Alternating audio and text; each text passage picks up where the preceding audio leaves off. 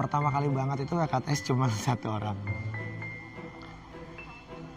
orang ngerjain semuanya, mulai dari bikin minuman, bikin makanan. Udah punya 21 teman-teman yang bantu untuk merintis usaha ini. Ya mudah-mudahan sih kedepannya bisa lebih maju. Kita juga dukung program pemerintah kan, buka lapangan kerja. 1M 1M kurang lebih. Untuk teman-teman yang mau mulai usaha, satunya jangan pernah pantang menyerah dan jangan lupa ikuti program ATM, amati, tiru, tetap modifikasi.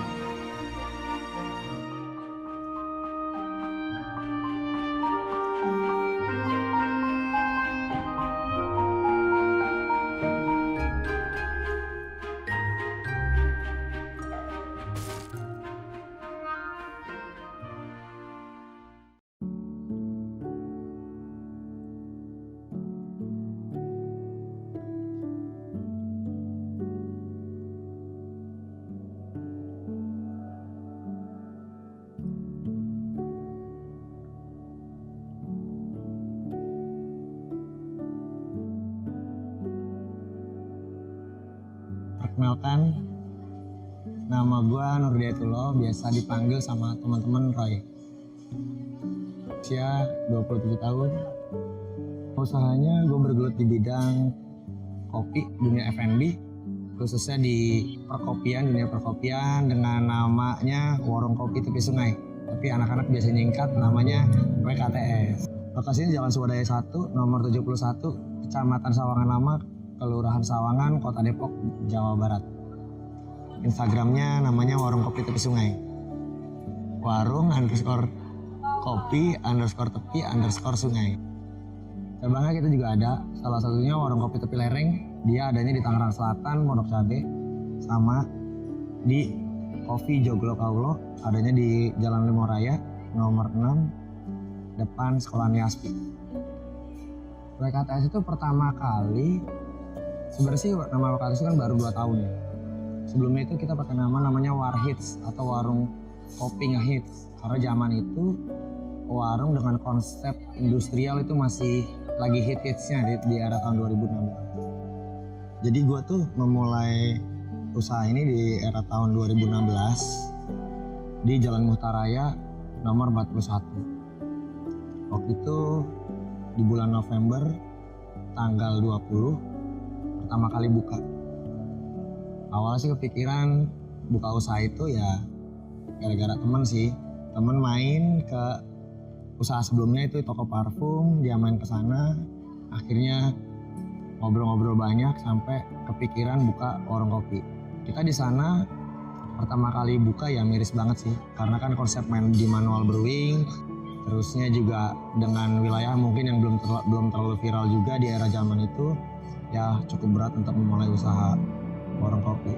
Tapi kita coba jalan terus, hantem terus, ajar terus, sampai akhirnya di tahun 2017 kita udah punya pelanggan tetap dan udah punya penghasilan lumayan, dan terus kita melakukan improvement sampai kebuka di cabang kedua yaitu di Parung, namanya Warkop Kids 2. Kita terus berjalan sampai akhirnya kurang lebih di 2019 yang di cabang Parung itu dapat komplain karena banyaknya orang sampai menimbulin kegaduhan ya, berisik sama anak muda main gitar, nongkrong, teriak-teriak, bercanda, ketawa.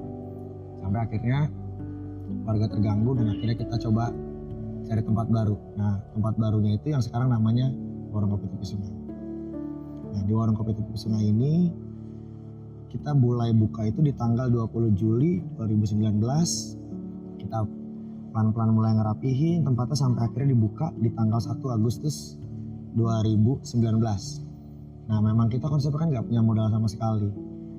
Kita nyari sewa tempat yang murah, yaitu di dalam gang sempit. Ya cukuplah masuk 1 mobil. Area parkir juga apa adanya dengan tempat yang mungkin agak berantakan. Tapi kok lama-lama kita pikirin tempat itu agak sedikit lucu dan unik, mempunyai karakter. Dari situ kita ajak teman-teman untuk diskusi gimana caranya membangun tempat ini. Pelan-pelan kita ngobrol, diskusi rutin setiap malam. melakukan improvement sampai terbentuk beberapa area yang mungkin spotnya banyak orang suka. Dari situ terus kita bertumbuh sampai dapat spot-spot yang unik. Ada beberapa tamu juga di ruangan baru yang kita sebutnya sih ruangan baru ya. Adanya kalau masuk dari tepi sungai di sebelah kiri, nanti masuk aja ada bolongan. Nah di situ ada yang beberapa orang bilang itu konsepnya kayak Kuba. Saya juga belum pernah ke Kuba, cuman lihat-lihat aja gitu kan. Pas lihat-lihat, orang bilang katanya konsepnya kayak Kuba. Ya, tapi senang sih ya dapat bentuk apresiasi. Nah selain itu terus kita berjalan sampai akhirnya di era tahun 2020 bulan Oktober kita dikunjungin sama namanya Nita dari Instagramnya itu Coffee Tomato. Semenjak itu kita viral. Nah mulai dari viral itu kita udah banyak liput dari berbagai macam media. Ada Kompas, ada Republika, terusnya Jawa Pos, sampai banyak dari coffee reviewer dari Jakarta dan sekitarnya review kita juga. Dari situ ya nggak nyangka aja sih konsep yang awalnya kita cuma fokus untuk membentuk tempat ini sampai dikenal banyak orang dan bahkan banyak dari luar kota datang ke sini hanya untuk sekedar ngopi. Ya kebanggaan tersendiri aja. Sampai banyak juga beberapa investor untuk nawarin, balik lagi kita nggak pengalaman untuk itu. Ya akhirnya sampai kebuka cabang kedua yaitu di Coffee Joglo Kaulo di Bojongsari. Tapi sekarang udah enggak ya. Sekarang kita udah putus. Akhirnya kita di bulan Januari, kalau untuk yang di Coffee Joglo Kaulo kan bukanya itu di bulan Desember tanggal 20. Nah, berakhir di tanggal 7 Agustus. Selagi Coffee Joglo Kaulo dan Warung Kopi Tepi Sungai berjalan, kita juga ada garapan baru lagi di Warung Kopi Tepi Lereng. Itu masih satu company sama kita. Letaknya itu di Jalan Lereng. Ada nomornya paling ujung Tanah Pasir. Kita buka di sana, dibantu rekan kita namanya Pecok. Dari situ kita mulai merintis lagi yang baru. Ya sekarang semuanya udah punya penghasilan lumayan sampai akhirnya di bulan Juni tanggal 5 kita juga nemuin ada tawaran dari kopi Kimari Kafein. Kita kerjasama juga dengan Kimari Kafein yang alamatnya di Jalan Rimau Raya nomor 6 depan Yaspi. Di sana konsepnya juga bangunan joglo dengan konsepnya klasik atau vintage lah. Itu kurang lebih baru sebulan lah ya kita buka. Ya itu sih perjalanannya dari awal banget pasti pahit banget. Kita jualan sehari 5.000 aja udah jualan 5.000 udah bersyukur banget. Tapi untuk memulai usaha memang harus dari yang pahit. Gak ada yang memulai usaha itu langsung yang enak. Semua harus pahit dan kita harus terus jangan pernah putus asa untuk maju dan sukses. Produk-produk dari WKTS kita Indonesia banget sih. Untuk minuman-minumannya kayak es kopi gula aren ya, itu juga ada V60 walaupun tetap mengadopsi luar juga sih. Untuk produk-produk yang paling dicari ya minuman yang manis-manis sih ya, kayak mungkin ada Rotterberg, matcha, es kopi gula aren. Itu juga ada menu andalannya namanya kopi tepi sungai. Itu orang yang mungkin kita bilangnya sih semi koktel ya, tapi nggak mengandung alkohol. Kita pakai dasar coffee base. Kalau untuk bahan-bahan ada sih pasti kesulitan untuk cari bahan, khususnya untuk beans itu sendiri. Awal-awal kita sangat susah banget untuk nyari referensi beans yang bagus untuk kopi yang diseduh. Tapi tetap kita berusaha untuk cari terus aja sampai akhirnya banyak supplier, karena mungkin sekarang udah besar ya. Banyak supplier yang rutin nawarin kita untuk produk-produknya, tapi awalnya memang susah banget nyari. Sampai banyak alternatif yang kita paksain. Pertama kali banget itu KTS cuma satu orang ngerjain semuanya, mulai dari bikin minuman, bikin makanan, semuanya. Dan pertama kali ingat banget ya, di Jalan Muhtar itu pertama kali kita buka, itu yang di Jalan Muhtar yang pertama kali laku bukan kopi tapi Indomie rebus. Ya balik lagi identik kalau kan warung kopi yang istilahnya warkop ya, karena kita pakai nama warkop, ya identik orang ke situ bukan hanya untuk kopi, mungkin mau makan entah dari pancong, Indomie rebus, jahe merah, jamer, ya mungkin juga bubur sama bubur kacang hijau. Ya, karena banyak juga customer di era tahun itu ya tahun 2016 nanyain, mas jual bubur kacang hijau nggak? Kita nggak jual Indomie, kita jual Indomie. Tapi Tapi tetap sih sampai sekarang kita tetap jual mie rebus dan mie goreng. Sekarang dengan total 21. Sekarang kita udah punya 21 teman-teman yang bantu untuk merintis usaha. Nah, mudah-mudahan sih kedepannya bisa lebih maju. Kita juga dukung program pemerintah kan, buka lapangan kerja.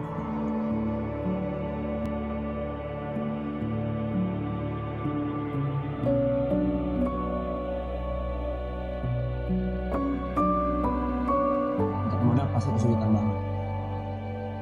Di era tahun 2018 itu yang saya alami sangat kacau.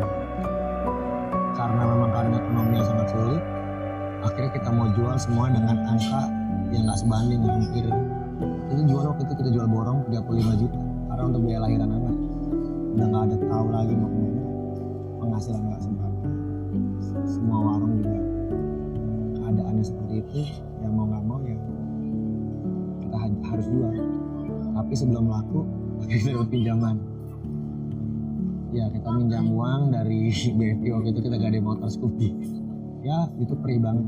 Itu utang di mana-mana, kiri kanan segala macam. Ya hampir mau nyerah, sampai udahlah kita kerja aja lah. Tiap bulan dapat gaji, enak, nggak pusing mikirin orang gajian, nggak pusing mikirin omset jualan harian, nggak mikirin bagaimana caranya kestabilan operation.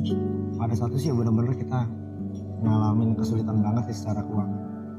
Dengan pendapatan, dengan penghasilan, dan pengeluaran besar, dan problemnya beberapa tempat kita juga ditutup paksa.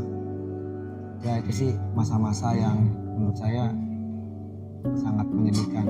Ya itu masa-masa menurut saya yang sangat buat kita mikir. Bahkan saya jalan aja di motor itu ngerasa kayak ngambang. Aduh besok gimana? Besok gimana? Tapi balik lagi sih, udah hampir nyerah banget. Tapi udahlah jalanin aja, terus jalanin. Udah mau nyerah lagi, jalanin. Udah nggak punya apa-apa, jalanin aja. Pelan-pelan kebentuk, pelan-pelan kita jalanin bareng-bareng. Ya hasilnya alhamdulillah sampai sekarang. Kita tuh modalnya awal itu cuma 5 juta.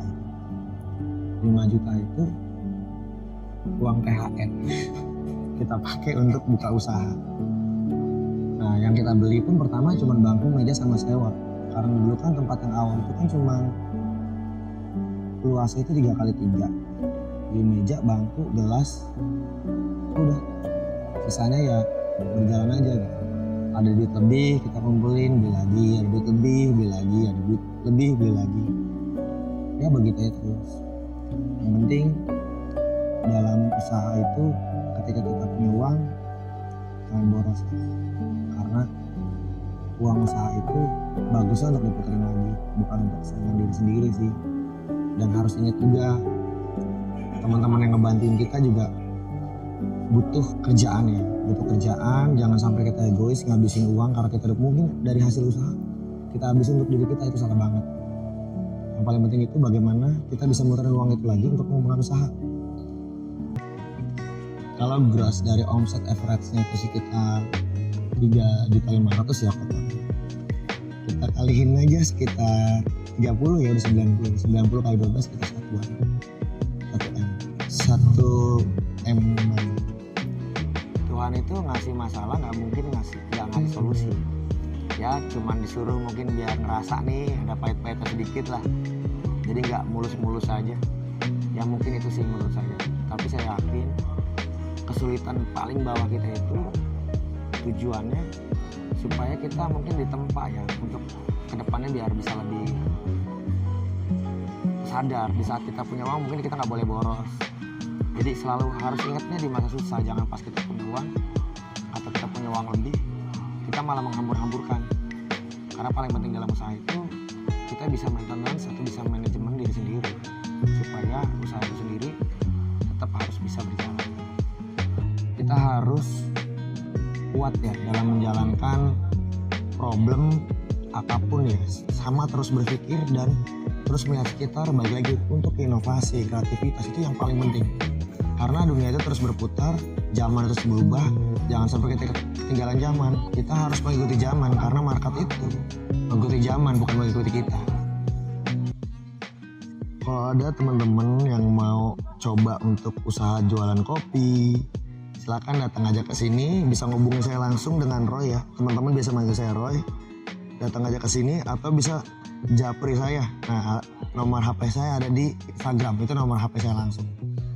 Tinggal WA aja. Kapan kita bisa duduk bareng, sharing, sekedar untuk ngobrol, bercerita, atau mungkin kita ngobrolin hal yang lebih serius juga. Ayo, monggo. Karena saya sangat senang ketika ada anak muda khususnya yang memulai usaha. Senang banget, khususnya nih anak-anak muda nih. Sebenarnya saya pengen ngajak ya, ayo dong. Karena yang saya tahu, anak muda itu yang mempunyai banyak kreativitas. Anak muda itu yang mempunyai banyak inovasi. Tapi sayang, kadang-kadang mereka nggak ditampung.